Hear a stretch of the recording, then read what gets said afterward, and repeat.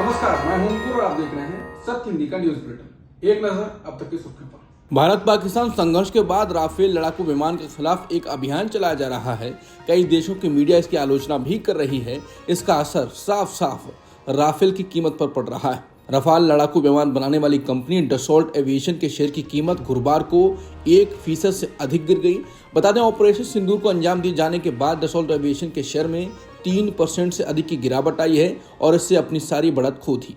दिल्ली श्रीनगर उड़ान का संचालन कर रहे इंडिगो के एक पायलट ने बुधवार को अचानक ओलावृष्टि से बचने के लिए शुरुआत में लाहौर एयर ट्रैफिक कंट्रोल से पाकिस्तान के हवाई क्षेत्र का उपयोग करने की अनुमति मांगी थी, लेकिन पाकिस्तान ने अनुरोध को अस्वीकार कर दिया।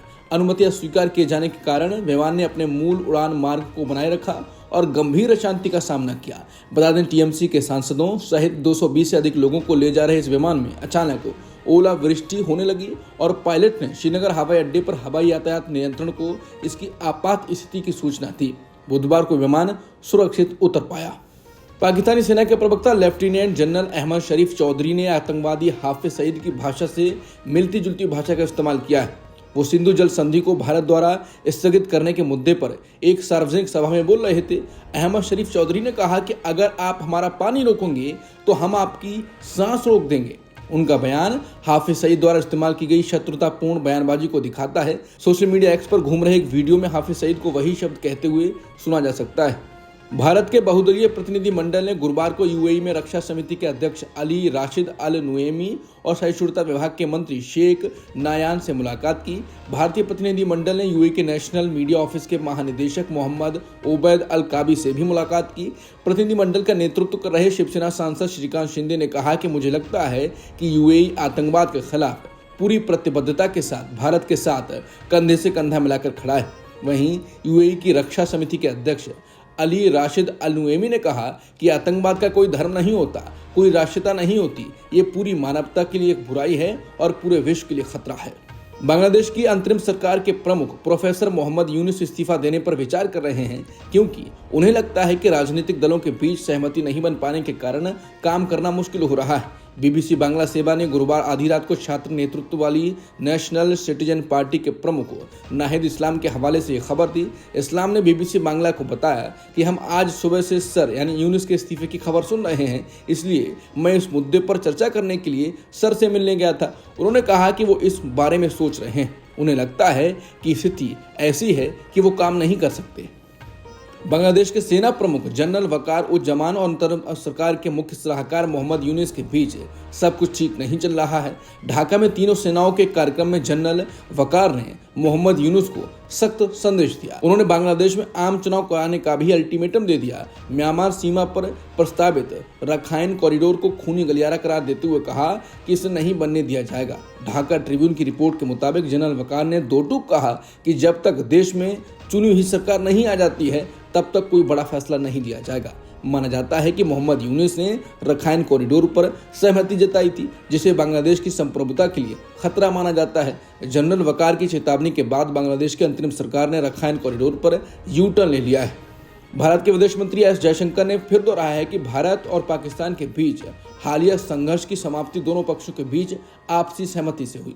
उनके मुताबिक ये अंतर्राष्ट्रीय मध्यस्थता विशेष रूप से अमेरिका से प्रभावित नहीं थी। ये बातें उन्होंने नीदरलैंड्स के ब्रॉडकास्टर एनओएस के साथ एक इंटरव्यू में कही। बता दें, ट्रंप लगातार ये दावा कर रहे हैं कि उन्होंने संघर्ष रुकवाया। अब एस जयशंकर ने कहा है कि जब दो देश संघर्ष में उलझे होते हैं तो ये स्वाभाविक है कि दुनिया के देश फोन करके अपनी चिंता जाहिर करते हैं, लेकिन गोलीबारी और सैन्य कार्रवाई बंद करने के बारे में भारत और पाकिस्तान के बीच सीधे बातचीत हुई थी।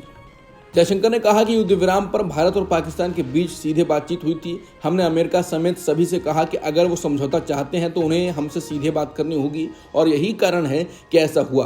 उन्होंने इस बात पर जोर दिया कि दोनों पक्षों ने युद्ध विराम पर सीधे बातचीत की। विदेश मंत्री ने कहा कि 4 दिनों तक चले संघर्ष के दौरान कई देशों ने भारत से संपर्क किया। उन्होंने खुलासा किया कि नरेंद्र मोदी सरकार ने अमेरिका समेत सभी देशों को बता दिया था कि अगर पाकिस्तान युद्ध विराम चाहता है तो उसे सीधे भारत से संपर्क करना होगा। सुप्रीम कोर्ट ने वक्फ संशोधन अधिनियम पर रोक लगाने की मांग वाली याचिका पर फैसला सुरक्षित रख लिया है। इस कानून में वक्फ संपत्तियों से जुड़े नियमों में बदलाव किए गए हैं। याचिकाकर्ताओं का कहना है यह कानून वक्फ बोर्ड के अधिकारों को प्रभावित कर सकता है। कोर्ट ने दोनों पक्षों की दलीलें सुनने के बाद अपना फैसला बाद में सुनाने का निर्णय लिया है। कर्नाटक हाईकोर्ट ने गुरुवार को अंतरिम आदेश में बीजेपी आईटी सेल के प्रमुख अमित मालवीय और रिपब्लिक टीवी के प्रधान संपादक अर्नब गोस्वामी के खिलाफ दर्ज एफआईआर में आगे की जांच पर रोक लगा दी है। बता दें, कांग्रेस ने दोनों पर केस दर्ज कराया है और उन्होंने झूठा दावा फैलाया था, ऐसा दावा किया है। उन्होंने कहा था कि तुर्की का Istanbul Congress centre Congress party का अंतर्राष्ट्रीय कार्यालय है। ट्रंप प्रशासन ने हार्वर्ड विश्वविद्यालय में अंतर्राष्ट्रीय छात्रों को दाखिला देने का अधिकार समाप्त कर दिया है। इसके कारण अब अमेरिका के सबसे पुराने विश्वविद्यालय के साथ इसका गतिरोध बढ़ गया है। अमेरिकी गृह सुरक्षा मंत्री क्रिस्टी नोएम ने कहा, यह देश भर के सभी विश्वविद्यालयों और शैक्षणिक संस्थानों के लिए एक चेतावनी है। वहीं हार्वर्ड विश्वविद्यालय ने एक बयान में इस कदम को गैर कानूनी बताया है। बता दें, हार्वर्ड विश्वविद्यालय के आंकड़ों के मुताबिक पिछले शैक्षणिक वर्ष में 6,700 से अधिक अंतर्राष्ट्रीय छात्रों ने दाखिला लिया था। ये कुल छात्र संख्या का 27% है। अब तक की सुर्खियों में इतना ही। बाकी खबरों के लिए बने रहिए सत्यहिंदी.com के साथ। Copyright disclaimer under Section 107 of the Copyright Act 1976. Allowance is made for fair use for purposes such as criticism, comment, news reporting, scholarship, and research. Fair use is a use permitted by copyright statute that might otherwise be infringing.